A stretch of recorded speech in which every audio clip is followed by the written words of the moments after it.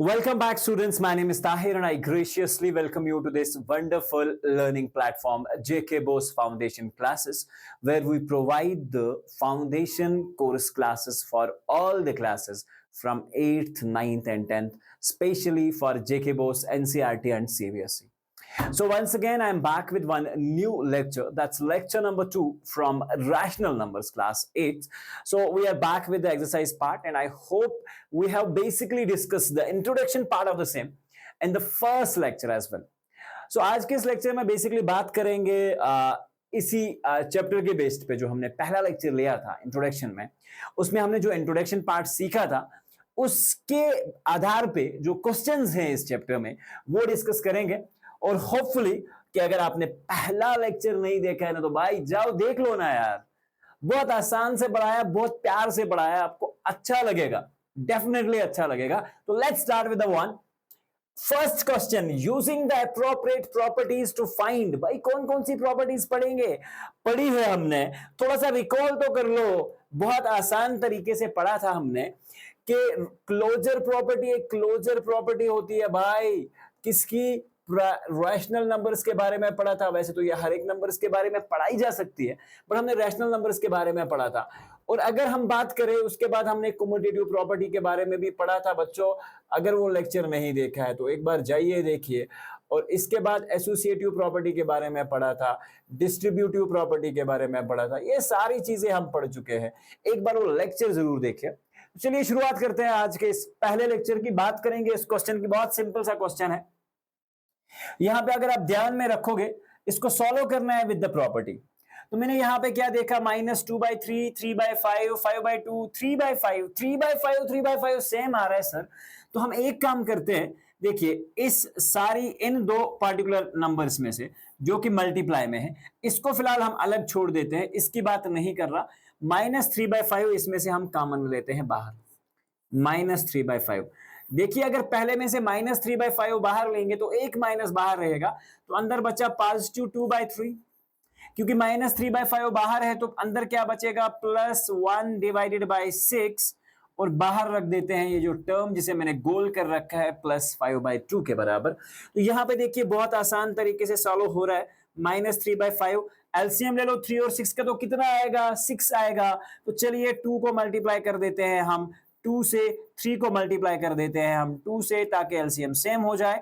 और 1/6 को ऐसे ही रखेंगे, +5/2 को ऐसे ही रखेंगे। तो यहां कौन सी प्रॉपर्टी तुम यूज कर रहे हो सर, हमने किया यूजिंग डिस्ट्रीब्यूटिव लॉ या यूजिंग डिस्ट्रीब्यूशन ओवर एडिशन। यानी कि हमने डिस्ट्रीब्यूशन यूज किया, लेकिन कौन सा वाला, ओवर एडिशन, क्योंकि सेंटर में आपके पास एडिशन का वैल्यू आ रहा है। आप ध्यान रखो यहां पे एडिशन है। उसके बाद क्या हुआ, हमारे पास 3/5 था ही, तो 2 2s are 4 हो जाएगा, 3 2s are 6 हो जाएगा, +1/6 हो जाएगा, यहां पे +5/2 हो जाएगा। बच्चों अच्छे से समझना। तो यहां पे अपना -3/5 ऐसे ही रहा बाहर में। और यहां पे देखिए 4/6 +1/6 तो कितना हुआ, मल्टीप्लाई में ब्रैकेट को क्लोज करो, 5/6 +5/2 एज इट इज। तो यहां पे देखिए 5 से 5 कैंसिल हो जाएगा, 3 से 2 कैंसिल हो जाएगा, 3 2s are 6 -1/2 +5/2। आंसर क्या आया बच्चों, 5 - 1 दैट इज 4/2। तो 2 से 2 कट हुआ, आपका आंसर प्यारा सा निकल के आ रहा है 2। And that is your part number 1। Quickly से स्क्रीनशॉट ले लो और आगे बढ़ते हैं, करते हैं सालो पार्ट नंबर 2। ध्यान रखिएगा बहुत आसान है। एक टर्म यहां मल्टीपल में है, ये भी मल्टीपल में है, ये भी मल्टीपल में है। और सेकंड काम हमारा क्या है, 3 टर्म्स है हमारे पास, 2/5 और 2/5 यहां कहीं कॉमन दिख रहा है, तो आई एम गोइंग विद 2/5। यहां पे अगर हम ध्यान रखेंगे तो -3/7। और यहां पे अगर ऑनलाइन में आगे बढ़ते हैं तो समझते हैं, इस पार्ट में से मैंने 2/5 कॉमन लिया है बाहर, तो अंदर बचा -3/7। और इसकी अगर बात करें 2/5 बाहर है तो अंदर क्या बचा अपने पास, अंदर बचेगा अपने पास एग्जैक्ट में, अगर आप ध्यान में रखोगे तो अंदर मेरे पास बचा, यहाँ पे अंदर हमारे पास बचेगा, ध्यान रखना 2/5 था, -3/7 एक पार्ट में से बचेगा। और यहाँ प्लस में 1/14 बचा है, तो दिस इज 1/14। तो आगे बढ़ते हुए -1 डिवाइड बाई 6 को साइड में रखते हैं एंड +3 डिवाइड बाई 2, यानी कि ये वाली टर्म में से हमें कोई टर्म कॉमन नहीं मिल रही थी, उसको मैंने बाहर लिख दिया। तो 2 divide by 5 as it is, no change in that. यहां पे देखिए 7 और यहाँ पे एलसीएम सेम किया जा सकता है, कैसे? 3 को 2 से मल्टीप्लाई, 7 को 2 से multiply, +1 divide by 14 as it is. -1/6 की जगह क्या लिखा जा सकता है? 3 से 2 कैंसिल हो जाएगा तो बाहर बचेगा -1/4। तो 2 डिवाइड बाई 5, और यहां पे भी कौन सी प्रॉपर्टी है? सेम वही, यूजिंग डिस्ट्रीब्यूशन। यूजिंग डिस्ट्रीब्यूशन हमने किया, या आप लिख सकते हैं यूजिंग डिस्ट्रीब्यूशन ओवर एडिशन। तो यही वाला लॉजिक हमने यहां पे भी यूज करा है। तो 2 divide by 5 -3 2s are 6 divide by 14 +1 divide by 14, तो यहां आंसर होगा -1/4। आगे बढ़ते हैं, इसी चीज को आगे बढ़ाते हुए 2/5 ऐसे ही रहेगा। ध्यान रखना -6 + 1 तो -5/14, आपका मल्टीपल में -5 डिवाइड बाई 14, और साथ में है -1/4। Sorry, this is 1/4 only. तो ये आपके पास बचा, 5 से 5 कैंसिल हो गया, खत्म। यहां पे 2 7 रहेगा आपके पास, तो आपके पास क्या बचा? -1/7 -1/4। थोड़ा सा यहां पे ध्यान रख लो, -4 1s are -4। यहां पर देख लो 7 1s are 7, तो ये हो जाएगा -7 7 4s are 28, तो आंसर आएगा -11 divide by 28। Quite easily done. तो ये आपका पार्ट नंबर सेकंड जो है वो सॉल्व हुआ। तो चलिए आप बात करते हैं क्वेश्चन नंबर सेकंड की। एडिटिव इनवर्स सर बहुत अच्छे से समझाया था वीडियो में, जो इंट्रोडक्शन पार्ट दिया था इसका। अब एक्चुअल में एक बार फिर से बता देता हूं, एडिटिव इनवर्स एक ऐसी क्वांटिटी है किसी भी नंबर की, जब आप एडिटिव करेंगे इनवर्स को, आंसर आना चाहिए 0। तो मतलब 2/8 को मैं क्या ऐड करूं सर? ऐड करूं x, आंसर आए मेरे पास एग्जैक्ट में 0, इसका मतलब होता है एडिटिव इनवर्स। तो देखिए x को हम यहीं रख लेते हैं। अगर इस 2/8 को हम उस तरफ ले जाते हैं इक्वल टू के, तो मेरे पास आ जाएगा x इक्वल्स टू 0 बाय -2/8। तो आंसर, क्योंकि ये प्लस क्वांटिटी थी, इस तरफ जाएगी तो -2। आपने क्या समझा? एक पॉजिटिव क्वांटिटी का इनवर्स सेम वही नंबर होता है नेगेटिव में, तो नेगेटिव का क्या? सेम वही नंबर पॉजिटिव में हो जाएगा सर 5/9। -6/-5, ये एक्चुअली एक पॉजिटिव नंबर है, माइनस माइनस कैंसल। 6/5 का एडिटिव इनवर्स आएगा -6/5, क्योंकि ये ऑलरेडी पॉजिटिव क्वांटिटी है। जस्ट आपको कंफ्यूज करने के लिए -6/-5 दे रखा है। -2/9, तो यहां पे एक्चुअली इसका आंसर आएगा 2/9। 19/6 माइनस में, तो इसका आंसर आएगा बच्चों एग्जैक्ट में 19 डिवाइड बाई 6 पॉजिटिव क्वांटिटी में। समझ गए बात को? तो ये आपका क्वेश्चन क्लियर हुआ। चलते हैं अब क्वेश्चन नंबर 3 पे। बहुत सिंपल सा क्वेश्चन है, बहुत आसान सा क्वेश्चन है। यहां पे आप देख लीजिए, आपके पास x का वैल्यू कुछ यूं दे रखा है और आपको बताया गया है कि ये प्रूव करो। ठीक है, देखिए क्या है।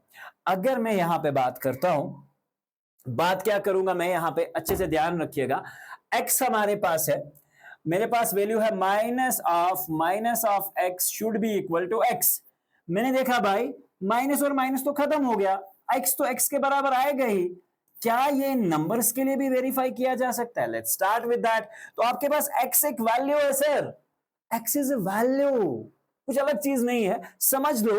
अगर आपके पास x का वैल्यू हम 11/15 देते हैं, तो let's understand. Now you have the one here, आपके पास है माइनस ऑफ माइनस, x का वैल्यू क्या है sir ji? 11 divided by 15, so that is basically equal to 11/15। कैसे सर जी? क्योंकि माइनस और माइनस कैंसिल हुआ, 11/15 is also equal to 11/15 and that is proved, यानी कि ये तो एक्चुअली x के बराबर आ रहा है। अब x का इस तरफ वाला वैल्यू नेगेटिव है, तो देखिए minus of x should be equal to x। हम क्या काम करेंगे? माइनस दे दिया, यहां पे माइनस दे दिया, x का वैल्यू कितना आया आपके पास? वो भी है -13/17। ठीक है, और ये आना चाहिए x के बराबर। x का वैल्यू क्या है? -13/17। तो देखिए भाई साहब, ये वाला माइनस और ये वाला माइनस प्लस हो जाएगा, तो यहां पे क्या बचा आपके पास? -13/17 is equal to -13/17 and hence proved. Is it right? Hence proved. तो ये चीज आप अच्छे से समझ लो। तो ये वाला जो दोनों पार्ट्स हैं बहुत सिंपल है, तो आप अच्छे से, आई होप कि आपको ये क्लियर जो है वो हो चुका है। ठीक है, और अच्छे से समझिए, साथ में नोट्स बनाइए, कॉपी बनाइए, आपको फुल्ली प्रिपेयर कराएंगे हम इस असेसमेंट के लिए। Let's understand, find the multiplicative inverse. भाई मल्टीप्लिकेटिव इनवर्स का दूसरा नाम भी तो बताया था सर आपने, आप ही ने तो कहा था सर ये रेसिप्रोकल के बराबर होता है, लेकिन एक्चुअल मीनिंग ऑफ क्या है, आप एक्चुअल से क्या समझ रहे हैं इस चीज से? Multiplicative inverse is basically the quantity by which you will multiply the number to get the value equal to 1. That is the thing, sir. It's very simple. -13 को किसके साथ मल्टीप्लाई करेंगे तो आंसर आएगा 1। ध्यान रखिए अच्छे से। अब अगर मुझे इस x का वैल्यू निकालना है तो I will take the x as equal to 1 upon, ये -13 अगर इधर जाएगा तो कितना बनेगा, 1 अपान माइनस ऑफ 13, तो ये इसका आंसर हो जाएगा। So this is what we are actually going to do here. x का वैल्यू आपके पास आ रहा है -13/6। समझ गए बात को? अब देखिए, अगर मैं इसी तरह से सेकंड के बात करते हैं हम, अब -13/9 को क्या ही मल्टीप्लाई करेंगे, आंसर देखो। अब मैंने यहां पे एक चीज देखी, -13 डिवाइड बाय 19। समझ गए बात को? क्या मल्टीप्लाई किया जाए सर? x मल्टीप्लाई किया जाए। आंसर कितना आना चाहिए सर? 1 आना चाहिए। तो देखिए इस x का वैल्यू हम अगर निकालेंगे तो ये देखिए क्या हो जाएगा, 1 डिवाइडेड बाय -13/19, कुछ यूं होके आ जाएगा, क्योंकि मल्टीपल में ये टर्म था, उस तरफ ले जाएंगे तो डिवाइड होना है, तो रेसिप्रोकल में ऊपर आ जाएगा, तो आंसर आएगा -19/13। तो ये आपका वैल्यू आ जाएगा। और जब आप -13/19 को मल्टीप्लाई करेंगे 19/-13 से, तो माइनस से माइनस कैंसल, 13 से 13 कैंसल, 19 से 19 कैंसल, आंसर आया 1। तो मल्टीप्लिकेटिव इनवर्स से क्या समझे सर आप? हम यही समझे कि मल्टीप्लिकेटिव इनवर्स एक ऐसी क्वांटिटी है, जब भी हम नंबर के साथ मल्टीप्लाई करेंगे तो आंसर आना चाहिए ONE1। नहीं, अगर वो सीधा वाला 1 भी आएगा तब भी चलेगा। चलिए, find the multiplicative inverse of the following. फिर से वही कहानी, फिर से वही नई कहानी। 1/5 का क्या आएगा मल्टीप्लिकेटिव इनवर्स, कि इसको हम मल्टीप्लाई करेंगे तो आंसर आएगा हमारे पास 1। ध्यान रखना। तो देखिए 1 को क्या मल्टीप्लाई कर सकते हैं, x मल्टीप्लाई करेंगे सर, आंसर आएगा 1, क्योंकि x का वैल्यू आपको पता होना चाहिए। 1/1/5 इसे लिखा जा सकता है x इज इक्वल टू, जब भी रेसिप्रोकल में चेंज करेंगे तो 5/1, जो कि आएगा x इज इक्वल टू 5। और यहाँ 1/5 को अगर आप 5 से मल्टीप्लाई करेंगे, 5 से 5 कैंसल, आपका आंसर आएगा 1 सर। नेक्स्ट बात करते हैं, यहां पे -5/8 इंटू -3/7, इसके साथ क्या ही मल्टीप्लाई करें सर कि आंसर जो आना चाहिए, देखो अब थोड़ा सा ध्यान रखना अच्छे से। अगर मैं इसके साथ ये वाला मल्टीप्लाई कर दूं नंबर, ध्यान रखना, 5/8 की जगह मैं यहां पे लिख दूं -8/5, और यहां -3/7 की जगह लिख दूं 3/-7। तो ध्यान रखना कुछ, लेकिन नेगेटिव साथ में रखना पड़ेगा आपको, तो ये चीज आपको जहन में रखनी पड़ेगी। देखिए ये 3 सर, सबसे पहले आप माइनस उसको काउंट करिए, ये माइनस खत्म, ये माइनस खत्म। यहां से देखिए 3 से अगर हम ध्यान में रखेंगे, okay we have made a mistake, 3/7 हमें नहीं लिखना था, हमें एक्चुअल में लिखना था 7/3 रेसिप्रोकल फॉर्म में। समझ गए बात को? तो यहां 3/7 तो ऑलरेडी था, हमें लिखना था एक्चुअल में -7/3।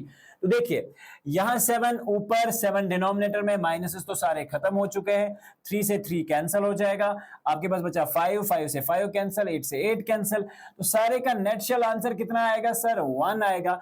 तो इसका रेसिप्रोकल फॉर्म आप एक्चुअल में ये लिख सकते हैं कि इसका रेसिप्रोकल आएगा -8/5 इंटू -7/3। हाँ, इस क्वेश्चन का एक और तरीका भी है, और वो तरीका क्या रहेगा बच्चों, आप एक्चुअल में इन दो क्वेश्चंस को पहले मल्टीप्लाई करके एक आंसर निकाल लेंगे। जैसे मैंने आपसे कह दिया, माइनस से माइनस कैंसिल हुआ, 5 3 are 15, यहां पे 8 7 are 56। तो अगर इसका हम उल्टा करेंगे तो इसका आंसर 56/-15 भी आ सकता है। तो ये अगर आप ये वाला अप्रोच लेके चलते हैं तो आंसर ये इस तरह से निकलेगा, अगर ये वाला अप्रोच लेके चलते हैं तो आंसर ये आएगा। बट दोनों ही सूरतों में क्वेश्चन आपका करेक्ट रहेगा, कोई इश्यू लेने की जरूरत है नहीं। फाइंड द मल्टीप्लिकेटिव इनवर्स, अभी इसका काम जो है वो लगातार चलते रहा है।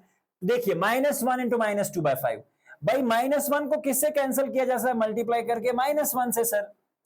तो -1 एक ऐसा नंबर है ना जो एग्जैक्टली अपने मल्टीप्लिकेटिव इनवर्स के बराबर होता है, ये बात भी याद रखना, ये याद रखना। और 1 एक ऐसा नंबर है जो भी अपने मल्टीप्लिकेटिव इनवर्स के बराबर होता है, यानी कि 1 को क्या चीज मल्टीप्लाई करें आंसर -1 आए, तो इस तरह से -1 को क्या मल्टीप्लाई करेंगे तो आंसर 1 आएगा। तो इससे एक एक्स्ट्रा पॉइंट आपको जनरेट हुआ, तो ये याद रख लेना कि -1 और 1 जो है आपके बीच में, they are the numbers which are equal to their multiplicative inverses are reciprocals.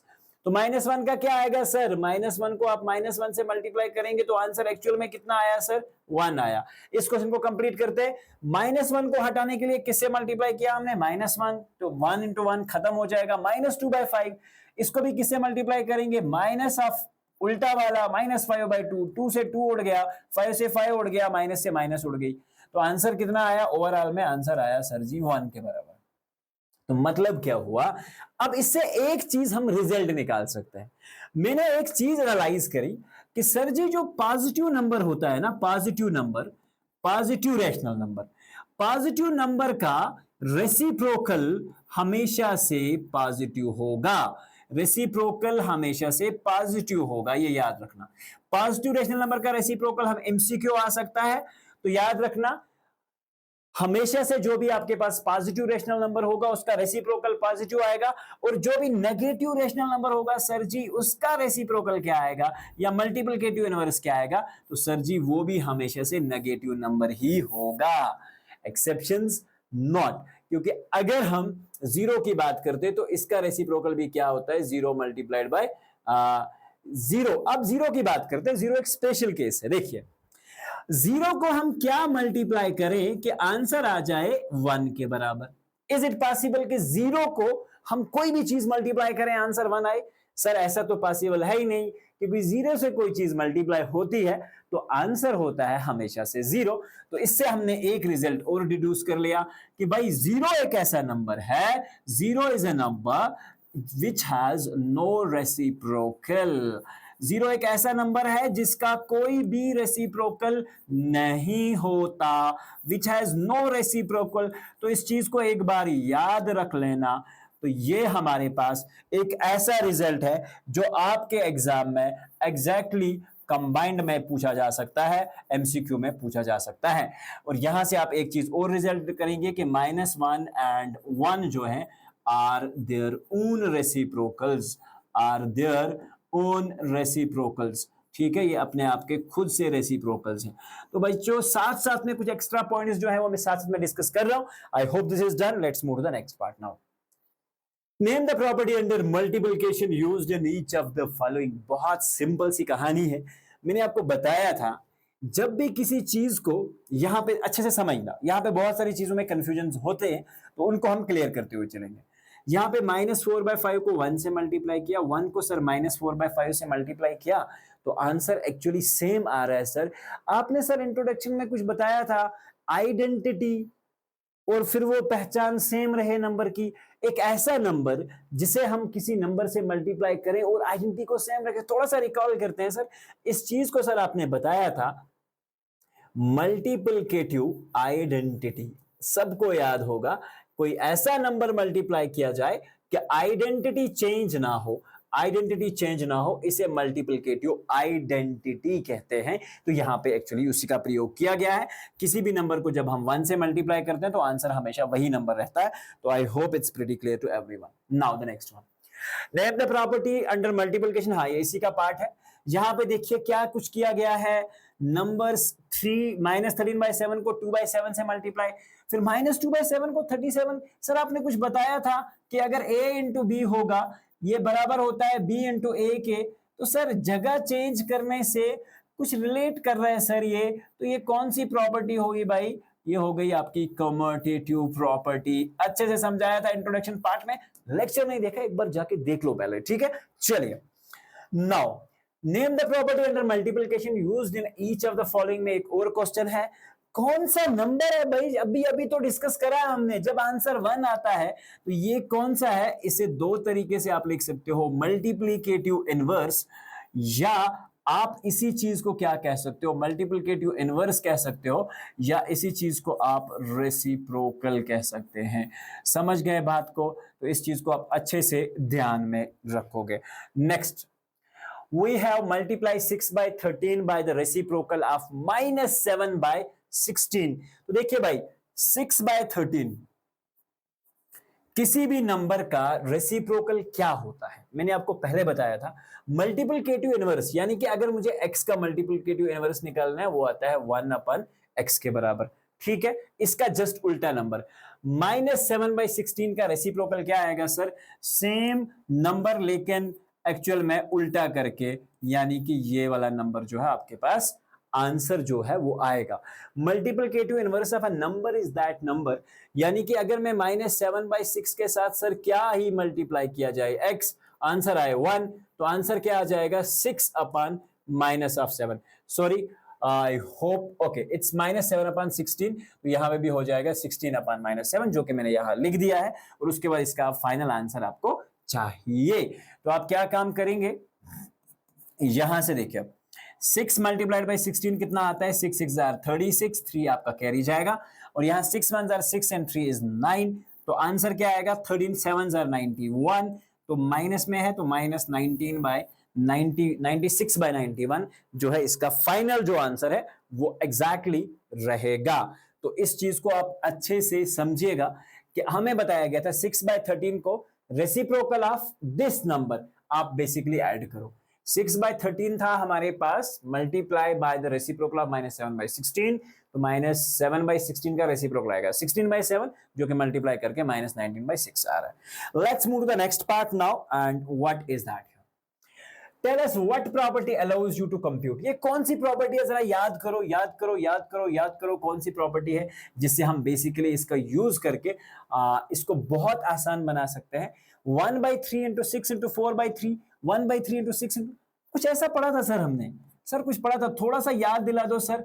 a into B into c sir हमने पढ़ा था, और हमने साथ में पढ़ा था कि सर ये a इंटू बी इंटू सी के बराबर हो सकता है सर। सर ये एसोसिएशन है इन नंबर्स की, सर ये चालाकी करते रहता है बीच बीच में। तो बेसिकली ये प्रॉपर्टी जो है आपकी है associative property. I hope things are pretty clear guys, I hope it's clear. So ये जो प्रॉपर्टी है a into B into C, मैंने बता दिया साथ में, एसोसिएटिव प्रॉपर्टी के साथ हमने एक्चुअल में यूज किया था। Is 8/9 a multiplicative inverse of -1 8/9? देखो दो तरीके से आंसर किए जा सकते हैं इसका। मैं डायरेक्टली अगर नो लिख दूं, यहां पे डायरेक्टली अगर नो लिख दूं, अब बोलोगे सर कैसे, याद करके आए हो क्या? नहीं भाई, अभी तो बताया था पॉजिटिव नंबर का रेसिप्रोकल यानी कि मल्टीप्लिकेटिव इनवर्स हमेशा से पॉजिटिव होता है। तो यहां पे मैंने क्या देखा, 8/9 जो है -1/1/8 का रेसिप्रोकल नहीं हो सकता। तो आप सिंपल लिखोगे no, because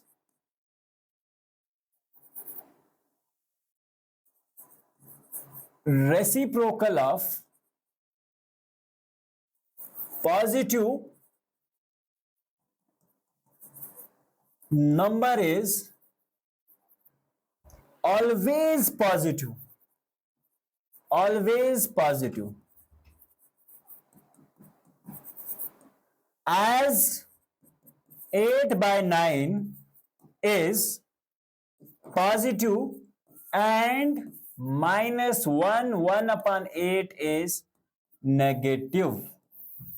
So it's not possible. बहुत सिंपल, कोई सॉल्यूशन देने की जरूरत नहीं है, आप ये चीज इसका आंसर जो है वो लिख सकते हैं। चलिए बात करते हैं नेक्स्ट क्वेश्चन की, और उसमें है इज 0.3 मल्टीप्लिकेटिव इनवर्स ऑफ 3 1/3। तो यहां पे कहानी हमें सॉल्व करके चेक करनी पड़ेगी, क्योंकि यहां एक पॉजिटिव है दूसरा भी पॉजिटिव है। तो चलिए भाई चेक करके देख लेते हैं।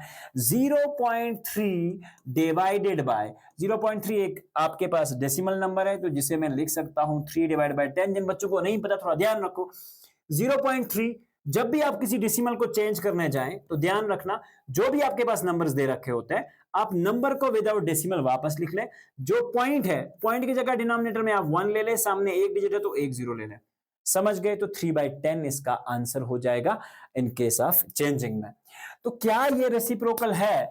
क्या इसको अगर 3/1/3 से मल्टीप्लाई करें तो आंसर आना चाहिए सर 1 के बराबर।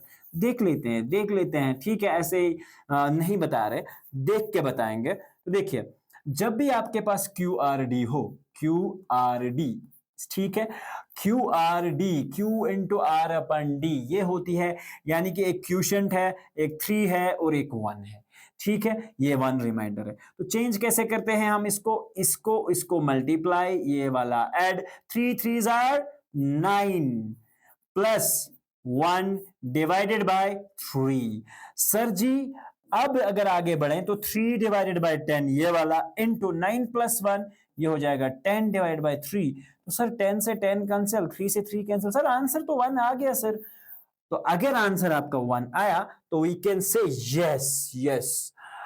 Yes it's 0.3 is multiplicative inverse, M for multiplicative, I for inverse of 3 1/3। तो हमने ये आसानी से कर लिया, इसे हम बोलते हैं क्वाइट इजीली डन, ठीक है। चलिए नेक्स्ट क्वेश्चन अब हमारे पास है question number 10 and right the answers. The rational number does not have a reciprocal.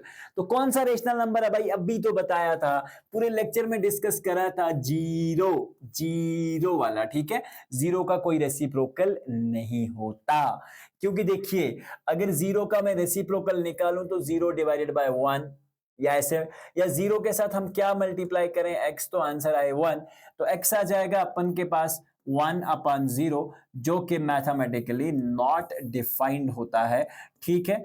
जब बड़े क्लासों में आ जाएंगे तो वहां सिखाएंगे कि ये 1/0 काहे नॉट डिफाइंड होता है। The rational numbers that are equal to their reciprocals.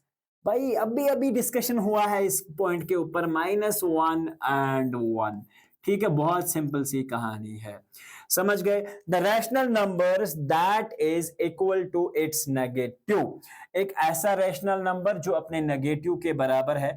तो देखिए -1 इंटू -1, ये दोनों रैशनल नंबर हैं अपने नेगेटिव के बराबर आते हैं। तो चलिए बात करेंगे आगे। जीरो हैज, अभी पढ़ा था, zero has no reciprocals. The numbers dash and dash are their own reciprocals, तो -1 and 1 सारी डिस्कशंस हो चुकी है। The reciprocal of -5 is 1/-5, ठीक है। तो ये एक्चुअल में क्या हो जाएगा, अगर आप -5 का रेसिप्रोकल की बात करें तो डिनोमिनेटर में 1 डालिए, इसको उल्टा करिए तो -5, मैंने अभी बताया नेगेटिव का हमेशा नेगेटिव होता है, तो आंसर आएगा -1/5। Reciprocal of 1/x where x is 0।